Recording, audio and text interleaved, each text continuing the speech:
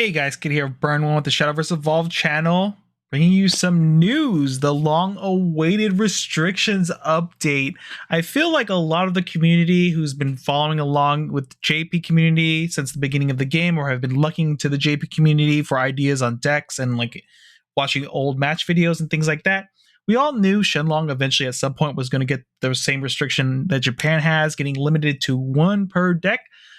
And in the wee mornings of November 8th, it was announced that it was going to be restricted to one per deck December 8th. Honestly, I'm very happy about this update. One of the things we've been talking about a lot between myself, Dean, and the play group we play with online is that with the restrictions to Uma Musume, Shenlong being unrestricted in the Uma meta means that Dragon was probably going to be one of the best decks, if not the de facto best deck in the Uma meta, because of just the sheer power Shenlong has. Most Dragon players start at 30 life because of this card, which is insane. The consistency it adds to the deck, even though the deck has no search functions, Shenlong was a very powerful tool to, rip through your deck a little bit faster to find the cards you need. It played a lot into the discard game plan, discard still being a very powerful archetype in Uma Musume meta, as well as currently it's still a very powerful archetype to be playing into your locals as well as regional tournaments. So we knew this was coming.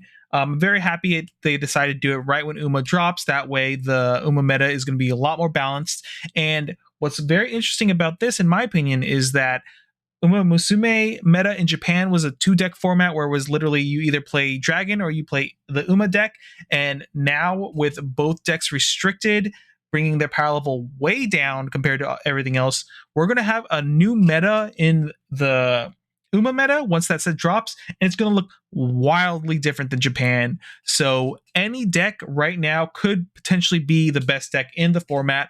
I think Dragon's kind of fallen off. There are ways to make up for the fact that they don't have Shenlong anymore, but it doesn't mean that their deck is going to be powerful enough to just roll over and heal up as much as they want while generating a huge ward on the board and hand fix all that at the same time. They're going to be forced to play things like Path to Purgatory again to generate the hand advantage in the draw to try to make up for the fact that they're losing Shenlong.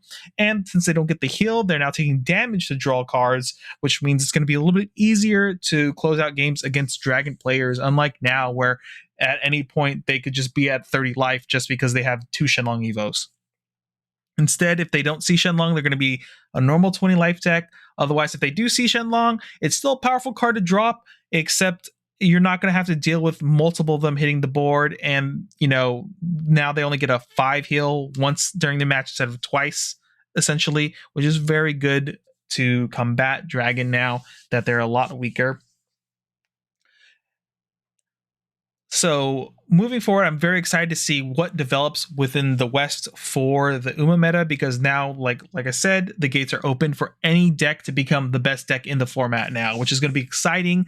New deck archetypes we haven't been able to see before because Japan didn't have these restrictions during Uma. It's going to be very interesting. I'm really excited to see, and my play group has already started testing out decks and building decks for Uma meta with Shenlong restriction in mind. So let's go ahead and read this really quick to see why they came to this decision, which I think we all already know, but might as well get into it. So one thing, I'm very happy they post things like this on their website so we can see kind of into the mind of whatever Bushiroad or Side Games is deciding on their restrictions.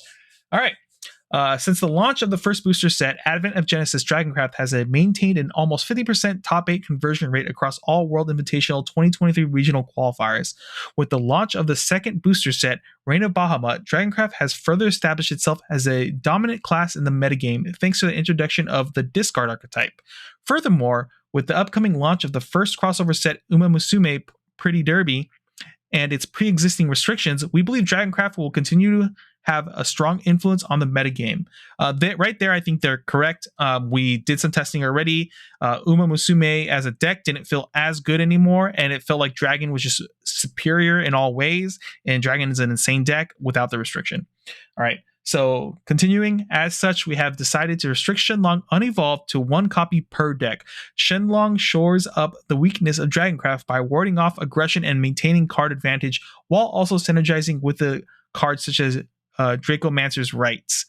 These factors have made it so that playing against Dragoncraft is oftentimes an impressive experience, and its experience also keeps more aggressive and mid-range decks out of play. We hope that the restriction will allow for more decks and classes to be represented, and will continue to monitor statistics to ensure a healthy metagame. So I'm really happy once again that they even posted this. I love when companies actually, put their thoughts down on a page and let us read how they came to this conclusion. I'm not sure. I don't have the stats offhand. I don't know if the Dragoncraft has a 50% conversion rate into top 8. It probably does, honestly, like just thinking about it a little bit. But the fact that we get the little insight of why they made the decision is really good. I really dislike when companies or game developers just do bans, don't explain why, and we're left wondering like, what the heck? No one thought like this was the card to ban or anything like that. Why did they decide this over like the actual problem cards? Here we got a very clear reasoning, which is really good, and I hope in the future they continue to do things like this. Huge shout out to Bushiroad or whoever is posting these online. Thank you so much for doing this. I really hate when companies or game developers don't tell us why these changes are happening or how they came to this conclusion, especially when it comes to banning a card or restricting a card in decks.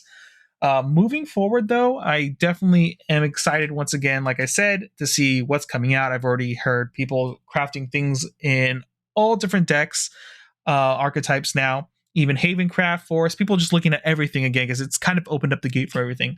With a quick rundown, this is kind of like what the initial feeling is. I feel like Sword, once again, is going to be a very strong archetype for the Uma meta. The deck essentially is the same. It just gets some better finishers and like I think 1 or 2 extra cards to like make the deck slightly better. It's already a very strong, consistent deck, as we've been seeing how well it's been doing in regional tournaments, because it's one of the few decks that does very well into all the other Dragon decks. And the consistency means that each game still plays out relatively the same whenever you play into every deck, so you don't have to worry about bad draws all the time because you're searching for your stuff. And that still continues moving forward into the Uma meta and all that. But besides that, guys, we're going to kind of close it out here. Let us know in the comments below what you'll be brewing for the Uma meta now that, the gates have been open and Shenlong is Shen gone now. See you guys later.